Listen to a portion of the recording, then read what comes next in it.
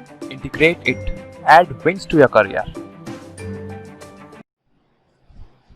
Integrate it में आपका स्वागत है। आज हम RSM-SSB जेई परीक्षा का पाठ्यक्रम का भाग ए डिस्कस करेंगे। आपके ऑलरेडी पार्ट बी स्टार्ट हो चुका है, टेक्निकल पार्ट। ये नॉन टेक्निकल पार्ट है। इसका वेटेज 40 है आउट ऑफ 120, यानी 1/3 पार्ट है आपके। और 120 मिनट का आपका पेपर होता है, उनमें 120 क्वेश्चन होते हैं। हो सकता है टेक्निकल पार्ट में आपको सोल्व करके आंसर निकालना पड़े। यहाँ तो आपने देखा और सीधा टिक किया आंसर, और डायरेक्ट आप इस क्वेश्चन को कर सकते हो, यानी कि आपको 40 क्वेश्चन करने के लिए 10 मिनट की जरूरत है। पीछे का पेपर आप अपने टेक्निकल पार्ट को दे सकते हो। अच्छा, दूसरी चीज है, आप सभी एग्जाम देने वाले टेक्निकल पार्ट के हो, तो टेक्निकल का पेपर तो हर कोई सोल्व करेगा। और यदि आपको इस रेस से पार आना है, इस रेस में फर्स्ट आना है, तो आपको लोगों से हटके करना पड़ेगा। हो सकता है सब लोग इसको नेगलेक्ट करके जाते होंगे, आप इसको नेगलेक्ट नहीं कर सकते, क्योंकि ये कम नहीं है। 40 मार्क्स अपने आप में एक वैल्यू रखता है। 2016 वाले पेपर में देखें तो इसमें 20 मार्क्स का आया था वेटेज। 20 मार्क्स की हिस्ट्री थी, 20 मार्क्स की ज्योग्राफी थी। हो सकता है इस बार भी ऐसा और नहीं भी हो सकता है। आप किसी भी टॉपिक को नेगलेक्ट करके नहीं जा सकते, आपको पूरा टॉपिक क्लियर करके जाना होगा। आपके पास पढ़ने के लिए अभी फुल टाइम है। आज हमारे एग्जाम के फॉर्म भरने की लास्ट डेट भी है, इसके बाद आपको पढ़ाई में जुड़ जाना है। आज पूरा इस सिलेबस का एनालिसिस करेंगे हम। जैसे 2016 की मेरिट देखे तो 78 नंबर रही थी, इस बार 90 नंबर रहने की है, क्योंकि हमेशा मेरिट अप जाती है। और 90 नंबर आप इस टॉपिक पार्ट ए को नेगलेक्ट करके नहीं ला सकते। आपको इस टॉपिक को क्लियर करके ही जाना होगा और सिलेक्शन हो जाएगा आपका। हम मैंने अपने सिलेबस को पार्ट ए को 2 भागों मार दिया। एक तो राजस्थान इतिहास, कला, संस्कृति, साहित्य, दूसरा है राजस्थान भूगोल।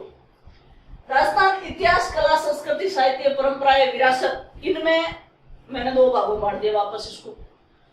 दूसरी चीज, हमारे इस सिलेबस की सुंदरता इस बात में है कि आपको एक एक टॉपिक बता रखा है। यदि आपके सामने क्वेश्चन, यदि ये अधीनस्थ बोर्ड आपको सीधा ये दे देते, राजस्थान सिर्फ इतना ही नाम दे देते, तो आप क्या पढ़ते, कहां पढ़ते? आप समुद्रों में गोते लगाते। तो आपके पास एक एक टॉपिक है, यानी कि स्पष्ट है कि इन्हीं टॉपिक में से क्वेश्चन आएगा, और इन्हीं टॉपिक के स्पष्ट क्वेश्चन आए हैं पहले पीछे के एग्जामों में भी। तो आपके पास बहुत अच्छी उपलब्धि है ये कि ये आपको इतना एक्सप्लेन करके मिला हुआ है। अभी कांस्टेबल के सिलेबस में देख लो, सीधा आपको दे दिया इतना, राजस्थान इतिहास, कला, संस्कृति, साहित्य, परंपराएं, विरासत। अब वो क्या पढ़ेगा, कहाँ पढ़ेगा, कितना पढ़ेगा, कोई नहीं, लेकिन आपको इस टॉपिक में बाउंड कर दिया। दूसरा, अधीनस्थ बोर्ड अपना एग्जाम भी टाइम से ही करवाता है, उसका यूपीएससी की तरह ट्रेंड होता है। इसने डेट डिक्लेयर कर दी तो वो अपना एग्जाम श्योर करवाएगा। तो आपको ये अभी जो एग्जाम दे दिया है उसी एग्जाम के अकॉर्डिंग लग जाना है। और ऐसा नहीं है कि हमारा एग्जाम आगे बढ़ेगा, ये करेगा, ऐसा कुछ नहीं सोचना है। अभी हमें लग रहा है कि भाई हमारा ये एग्जाम है और होने वाला है एग्जाम, इसी को लेकर। अब हम थोड़ा सा इस टॉपिक को एनालिसिस करते हैं कि कहां से कितने वेटेज के क्वेश्चन बन सकते हैं, कैसे क्वेश्चन बन सकते हैं, और आप उसको सिंपल वे में कैसे समझ सकते हो और अच्छे मार्क्स कैसे ला सकते हो। जैसे हमारे पास राजस्थान के हिस्ट्री का मतलब रटना नहीं होता। ऐसा नहीं है कि आपने हिस्ट्री वर्ड सुन लिया और आप रट्टाफिकेशन में लग गए, या कोई बुक खरीद कर आप लाकर रटने लग गए, ऐसा नहीं है। हिस्ट्री में भी ऐसे बहुत से टॉपिक ऐसे हैं जो आप बहुत अच्छे से समझ कर याद कर सकते हो। और इवन हिस्ट्री तो इतनी स्टोरियों से भरी हुई है कि आपको पढ़ने में मजा ये आएगा कि आप टेक्निकल पार्ट में छोड़ दोगे। ये ध्यान रखना, आपको 40 आउट ऑफ 40 मार्क्स में से ये ध्यान रखना 35 प्लस तो जाएंगे स्टोरियों में से। ये देखना है कि जैसे अब इनमें टॉपिक में समझ नहीं होगी टॉपिक्स, यानी ये टॉपिक है जिनको रट्टाफिकेशन नहीं लगाना है आपको। ऐसा नहीं है कि आप राजवंश को बैठ कर रट रहे हो, मेवाड़ में प्रताप को, उदय सिंह को, सबको रट रहे हो, नहीं, ऐसा नहीं है। क्वेश्चन समझ के आधार पर आ रहे हैं। अब क्वेश्चन आने के ट्रेंड चेंज हो गए। अब ये नहीं आएगा कि प्रताप का बचपन का नाम क्या था, ऐसा नहीं आएगा। अब क्वेश्चन आएगा तो कोई ऐसा आएगा कि प्रताप को जो युद्ध किए थे उसके कर्म क्या है, या मिलान वाले क्वेश्चन आएंगे। और ऐसे क्वेश्चन सोल्व करने के लिए आपको पूरा डीपली पढ़ना ही पड़ेगा। अब वो छोटे गुटके पढ़कर पार नहीं निकलेंगे।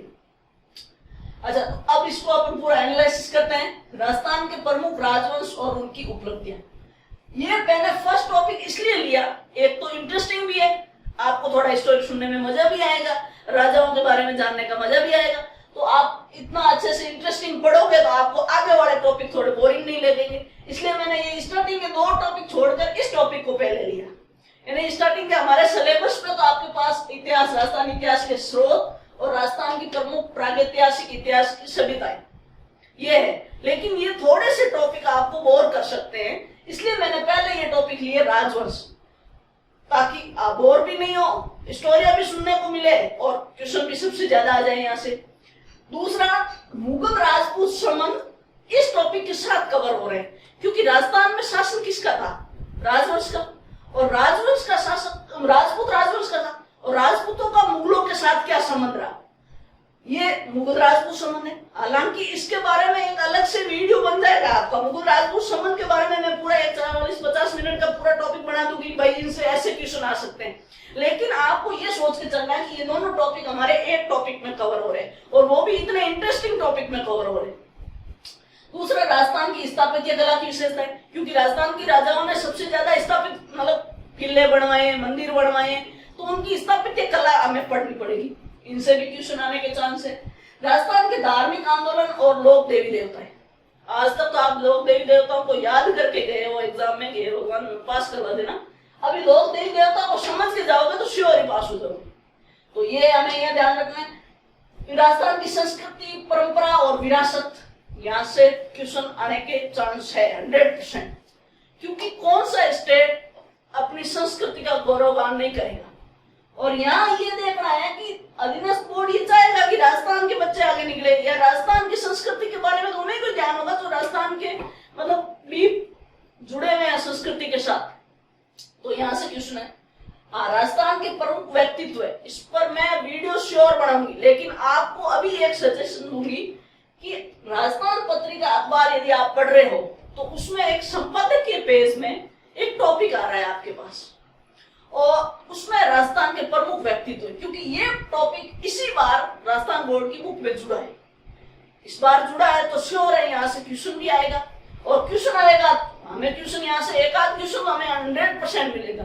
यदि 20 क्वेश्चन आ रहे हैं उसमें से एक क्वेश्चन हमें पता है कि ये क्वेश्चन आने वाला है, तो हम उस क्वेश्चन को करेंगे ना, श्योर, क्यों नहीं करेंगे। तो एक तो आपको डेली वो टॉपिक पढ़ के जाना है, राजस्थान के व्यक्तित्व, प्रमुख व्यक्तित्व। और हमेशा देखो न्यूज़पेपर एक समाज का आईना होता है, और जो हमारा पेपर उठ के आता है वो कहां से आता है कि करंट की क्या क्या घटनाएं घट रही है।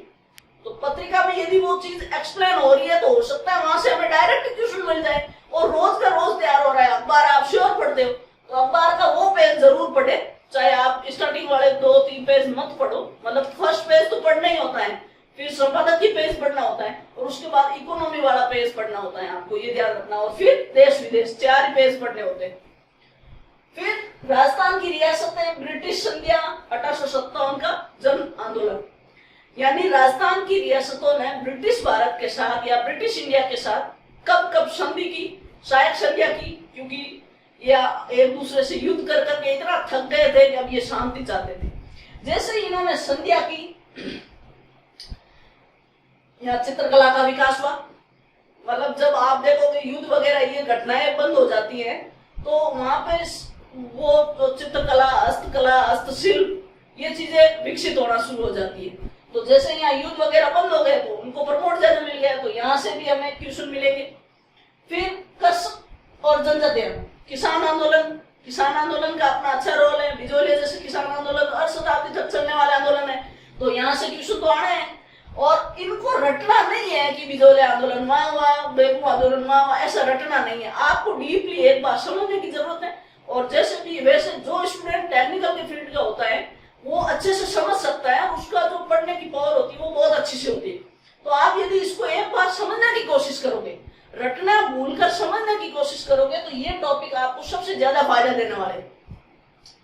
फिर राजस्थान का एकीकरण से पिछली बार क्वेश्चन था आपके अधीनस्थ बोर्ड के पेपर में था, रियासती विभाग से था कि रियासती विभाग की स्थापना कब हुई। तो हमें पहले एकीकरण के बारे में ये तो पता चलना पड़ेगा कि देश में रियासती विभाग ही बने थे, किसके लिए बने थे, क्या कारण थे, इनको भी अच्छे से पढ़ेंगे हम। फिर राजस्थान का राजनीतिक जनजागरण और विकास, यानी इसमें महिलाओं की क्या भूमिका रही, क्या राजस्थान की भी कुछ ऐसी महिलाएं थी क्या कि जो इन्होंने नेतृत्व किया इस आंदोलन का वगैरह, तो ये भी हमें देखने पड़ेंगे। तो ये तो हम अच्छे से समझेंगे। इतने टॉपिक समझने के बाद आप इस राजस्थान हिस्ट्री से फेमिलियर हो जाओगे। फेमिलियर होने के बाद हम पढ़ेंगे आपको राजस्थान के इतिहास के स्रोत, जिसमें अभिलेख है, साहित्य है, प्रशस्तियां है, ये ताम्रपत्र वगैरह है। तो इनमें ये स्रोत है, इनको अच्छे से मैं डिवाइड करके बहुत अच्छे से आपको इसको एक्सप्लेन करके समझाऊंगी। दूसरी राजस्थान की सभ्यताएं, तो सभ्यताओं में भी अपनी कालीबंगा, आड़ वगैरह ये सभ्यताएं हैं, गणेश सभ्यताएं, गणेश सभ्यता से बहुत सारे क्वेश्चन भी पूछते हैं। तो ये सभ्यताएं, तो वो थोड़े से ऐसे टॉपिक थे कि भाई जैसे बोरिंग टाइप टॉपिक थे, उसको हम थोड़े से लास्ट में लेंगे। लेकिन बोरिंग टाइप क्वेश्चन का ये मतलब नहीं कि वहां से क्वेश्चन नहीं पूछेंगे, सबसे ज्यादा क्वेश्चन आने की चांस वहां से, लेकिन वो टॉपिक समझ में तब आएगा आपको जब आप ये इतना टॉपिक समझ के चलोगे। फिर याद करने वाले, डायरेक्ट आपको याद ही करने इनको, और ये याद कोई एक दिन या 2 दिन बैठकर नहीं होने वाले हैं कि आपके ये टॉपिक कंप्लीट हो गए फिर आप एक दिन बैठोगे सारे किले याद कर लोगे या सारे त्योहार याद करोगे, ऐसे नहीं कर सकते। इन जो याद करने वाले टॉपिक है इनके लिए हम आपको या बीच बीच में आपको ऐसे याद करने वाले, जैसे मैंने किले पे एक छोटा वीडियो बना के दे दिया आपको, तो आप उनको बार बार रिवाइज करते रहोगे, या पढ़ने की जो भी आपकी टेबल है उस पर आप लगा दोगे, आपकी जो भी मैपिंग करके आप पढ़ते हो उस हिसाब से। तो ये वीडियो, ये इन टॉपिक्स के वीडियो छोटे छोटे वीडियो आएंगे आपके, और बीच बीच में आएंगे ये बड़े टॉपिक है समझने जैसे, और ये टॉपिक छोटे छोटे, यानी इनको किले हैं, किलों के बारे में, किलों के बारे में मैं एक्सप्लेन कर दूंगी, हर किले की एक एक स्टोरी बताऊंगी, आपको याद रह जाएगा वो किला कहाँ पे, लेकिन उसकी कुछ घटनाएं हैं जो हमें याद रखनी पड़ेगी, समझने की चीजें। यानी त्योहार है, ये चीजें क्या होगी कि जैसे त्योहार है तो इसको मैं आपको टेक्निक बता सकती हूँ याद करने की, कि ऐसे देखो मंथली याद करो, चैत्र वैशाख ज्येष्ठ आषाढ़, ऐसे कैसे याद करते हो इनको, तो ये टेक्निक मैं बताऊंगी, बट याद आपको करने पड़ेंगे। इनके लिए आपको अलग से मैं जो बीच बीच में इन टॉपिकों के साथ साथ ये टॉपिक चलते रहेंगे। ऐसा नहीं है कि इन टॉपिकों को एक साथ लेंगे, ये टॉपिक्स ऐसे हैं जो अपन बीच बीच में लेंगे और हमेशा याद करेंगे। जैसे छोटे छोटे जैसे बैठो होगा फिर कैसे याद करते हैं बच्चे, रोज के कुछ याद करना, वैसे ही इनको रोज के कुछ याद करने, कुछ मेले रोज के याद करने, कुछ किले रोज के याद करने, तो इनको रोज रोज डेली आपको याद करने पड़ेंगे कुछ कुछ टॉपिक। ये रहेंगे अपने इनके टॉपिक हैं, जैसे किले हैं, स्मारक है, संरचनाएं हैं। फिर प्रमुख चित्रकला है, चित्रकला फेवरेट क्वेश्चन है अधीनस्थ बोर्ड का, यहाँ से चित्रकला से क्वेश्चन 100% आता है, और चित्रकला लगने पढ़ने में यूं लगती है बोरिंग टाइप सी कि कौन पढ़ के जाए, इतना क्या करना है हमें, नहीं, आप एक बार अच्छे से इसको पढ़ोगे, शैलिया, हस्तशिल्प। फिर यहाँ से राजस्थानी भाषा, क्योंकि राजस्थानी भाषा को मान्यता मिलने के लिए अपन कितना ज्यादा विरोध कर रहे हैं, हमें राजस्थानी भाषा को हम संवैधानिक दर्जा नहीं दे रहे हैं इतने समय से। आपको पता तो होना चाहिए कि राजस्थानी भाषा का भी कुछ इतिहास है, कहाँ से राजस्थानी भाषा बनी है, क्या हुआ है, तो ये पूरा डीपली यहाँ से क्वेश्चन करेंगे। दूसरा साहित्य की प्रमुख कृतियां, साहित्य की प्रमुख कृतियां में क्या पढ़ेंगे, कुछ ऐसे राजस्थान के राइटर हैं जिनकी फेमस किताबें, ये मैं आपको एक बार करवा दूंगी है सारे, फिर इनके नोट्स भी अवेलेबल करवाएंगे। फिर मेले, त्योहार, लोक संगीत, नृत्य, वाद्य यंत्र, आभूषण, ये टॉपिक इनको याद करना है। फिर महत्वपूर्ण ऐतिहासिक पर्यटक स्थल, ये ऐतिहासिक पर्यटक स्थल तो याद होना ही चाहिए, घूमने कहाँ जाओगे फिर जॉब के बाद, तो ये टॉपिक है। ये पूरा राजस्थान का इतिहास, कला, संस्कृति और साहित्य है, जिनमें से ज्यादा क्वेश्चन आने के चांसेस है इधर वाले पोर्शन से, लेकिन इधर वाले पोर्शन से क्वेश्चन ज्यादा आएंगे तो इधर वाले पोर्शन से क्वेश्चन डायरेक्ट भी आएंगे, दोनों में पॉजिटिव चीज है। यहाँ से क्वेश्चन ज्यादा आने के चांस है, आपको याद नहीं करने पड़ेंगे, आपको समझेंगे चीजें, लेकिन यहाँ से क्वेश्चन भले ही कम हो लेकिन डायरेक्ट आएंगे कि वो मेला कब लगता है, पता है उसका महीना आपको याद होगा, डायरेक्ट आंसर होगा। तो ये नृत्य किस जनजाति का है, ये वाद्य यंत्र किस काम के लिए आता है, ये आभूषण कहाँ पहना जाता है, तो इससे डायरेक्ट क्वेश्चन आएंगे और यहाँ समझ वाले क्वेश्चन आएंगे। तो ये तो राजस्थान इतिहास की बात हुई। राजस्थान भूगोल, भूगोल तो मैथ्स का ही रूप होता है, इसको समझना पड़ता है डायग्राम बना के, तो ये मैथ्स का, इसके भी 15-17 टॉपिक है राजस्थान भूगोल के, जो हम देखेंगे। स्थिति, विस्तार, इसमें से जैसे मैपिंग करके राजस्थान का क्षेत्रफल वगैरह, जैसे एक बार क्वेश्चन राजस्थान का क्षेत्रफल बच्चे यूट्रिक से याद करके जाते हैं 34/39 वर्ष ऐसा कुछ करके, लेकिन घूम के क्वेश्चन आ गया उसका वर्ग मील में क्षेत्रफल निकालो, तो वो अपन पूरा डीपली इसको देखेंगे अच्छे से, है ना।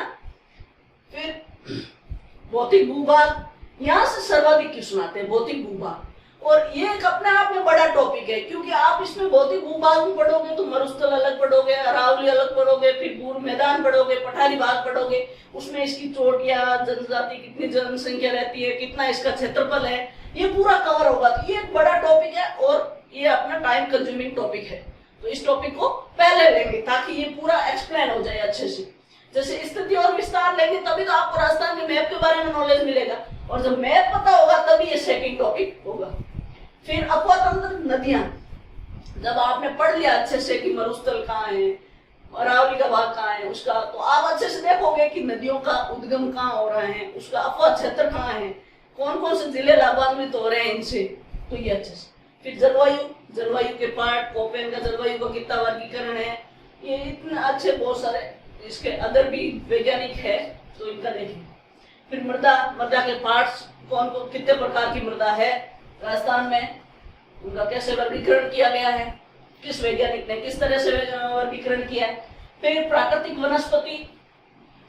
वनस्पति में अपन ये देखेंगे कि जैसे मरुस्थलीय भाग है तो उसमें ये सेवण वगैरह घास पाई जाती है, कुछ सुगंधित घासें पाई जाती हैं, तो वो कैसे हैं, उनको कौन कौन से पार्ट में कैसी कैसी प्राकृतिक वनस्पति पाई जाती है, उनको अपन देखेंगे।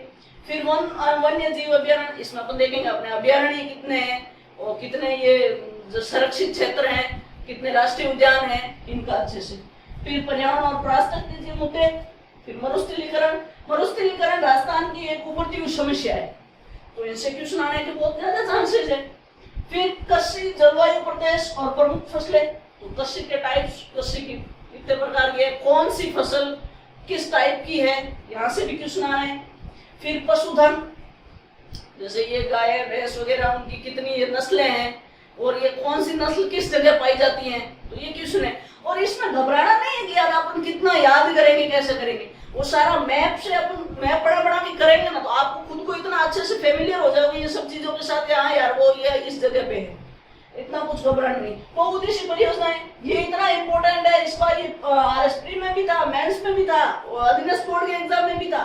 तो यहाँ ये क्योंकि ये टॉपिक करंट में चलने वाले हैं। करंट में कैसे कि हमारे ये जल परिवहन, जल संसाधन को लेकर पड़ोसी राज्यों के साथ हमेशा विवाद रहते हैं, तो ये विवाद कभी कोर्ट में जाते हैं, कभी इनका सुलझाना हो जाता है, कभी ज्यादा विवाद बढ़ जाता है, कभी कोई राज्य पानी रोक देता है, तो ये विवाद चर्चा में आते हैं। तो बोर्ड भी ये चाहता है कि भाई बच्चे इससे सचेत हो, ज्यादातर भाई न्यूज़पेपर की घटनाओं पे ध्यान दे। तो ये किस लिए विवाद आया, किस बहुउद्देशीय परियोजना को लेकर आया, इसलिए यहाँ से क्वेश्चन आ सकते हैं। सिंचाई परियोजनाएं अपनी, ठीक है। फिर जल संरक्षण के कितने मेथड है, क्या नहीं है, ये पूरा। फिर परिवहन में जब नेशनल हाईवे वगैरह के नाम चेंज किए हैं, इसलिए टॉपिक बहुत ज्यादा इंपॉर्टेंट हो जाता है कि पहले इसके जो यहाँ से गुजरता था इस नेशनल हाईवे का न्यू नाम क्या है, ये इस टाइप से। और खनिज संपदा है, क्योंकि राजस्थान खनिज संपदा के मामले में धनी है, तो यहाँ से क्वेश्चन बहुत अच्छे टाइप से आएंगे, कितने प्रकार के खनिज होते हैं, कौन सी जगह पे कौन सा खनिज पाया जाता है, ये सब। दूसरी बात, ये सारे टॉपिक मैं आपको क्लियर कराऊंगी। मेरा नाम सुमिता है और मैं पूरे राजस्थान इतिहास और राजस्थान भूगोल दोनों आपको कंप्लीट कराऊंगी, पूरे अच्छे से कराऊंगी। आपको पहली तो कंडीशन ये होती है हमारे पढ़ने की कि आप पढ़ने बैठते हो तो आपके पेन और कॉपी साथ में होने चाहिए, टेबल पे आप साथ में लिख लो।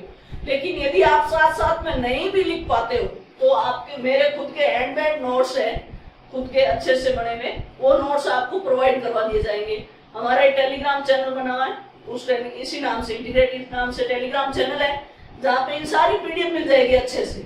और PDF भी आपको कोई प्रिंटेड नोट्स की नहीं मिलेगी, मेरे खुद के हैंडमेड नोट्स है, वहाँ उससे मिल जाएगी। अब अच्छे से तैयारी करेंगे, और तैयारी करने के लिए अच्छी से स्ट्रेटेजी होनी जरूरी है। और स्ट्रेटेजी के लिए आपके पास पहले योजना होनी चाहिए कि भाई आप किस तरह उसको अमली जामा पहनाओगे। तो टेक्निकल पार्ट, आप पार्ट B सर ने ऑलरेडी एक्सप्लेन कर दिया है। ए पार्ट को आप कैसे करोगे, ये टॉपिक साथ साथ में समझोगे, इन टॉपिक को डेली याद करोगे। जैसे आज एक टॉपिक ले लेते हैं, जैसे मेले, तो आज मेले याद कर लिए तो हर तीसरे दिन इनको वापस रिवाइज करना है, क्योंकि ये याद करने योग्य टॉपिक है। फिर इनका जैसे ज्योग्राफी वाला पार्ट है, तो ज्योग्राफी वाला पार्ट में आप मैप बना के साथ में कैसे करेंगे, तो हम पूरा अच्छे से याद करेंगे। और अपना फर्स्ट वीडियो आएगा राजस्थान के प्रमुख राजवंश वाला, तो वो अपन वीडियो, अगला वीडियो अपना आएगा, और अच्छे से इस सिलेबस को पूरा बहुत अच्छे से कवर करेंगे, और आप पढ़ते रहिए। Thank you.